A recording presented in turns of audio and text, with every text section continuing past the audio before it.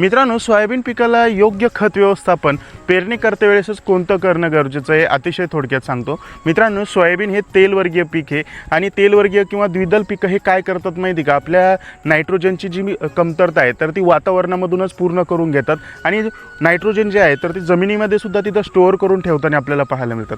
तर त्याच्यामुळे तुमचं सोयाबीन असेल, हरभरा असेल, मूग उडीद असेल, यांसारख्या पिकाला आपल्याला कमीत कमी नत्रयुक्त खतांचा वापर करायचा आहे. मग नेमकं खत कोणतं टाकायचं आहे पेरणी करते वेळेसच? मित्रांनो, तुम्हाला मी 3 खतं सांगतो. कोणतंही एक खताचा तिथं वापर करणं गरजेचं आहे, ज्याच्यामध्ये तुम्ही 10-26-20 या खताचा वापर करू शकता 1.5 बॅग प्रति एकरासाठी, किंवा 15-15 या खताचा वापर करू शकता 1.5 बॅग प्रति एकरासाठी, किंवा शेतकरी मित्रांनो 14-35-14 या खताचा वापर करू शकता 1.5 बॅग प्रति एकरासाठी. 3 खतापैकी कोणतंही एक खत निवडा. आणि सगळ्यात महत्त्वाचं म्हणजे जेवढे काही तेलवर्गीय पिकं असतात तर यांसारख्या पिकाला आपल्याला सल्फर या अन्नद्रव्याची जास्तीत जास्त गरज भासलेली पाहायला मिळते. तर याच्यामध्ये तुम्ही महादन कंपनीचं बेनसल्फ या नावाचं दाणेदार स्वरूपातलं सल्फरयुक्त खत उपलब्ध आहे. मित्रांनो, याच रासायनिक खतामध्ये बेनसल्फ 10 किलो प्रति एकरासाठी वापरायला विसरू नका.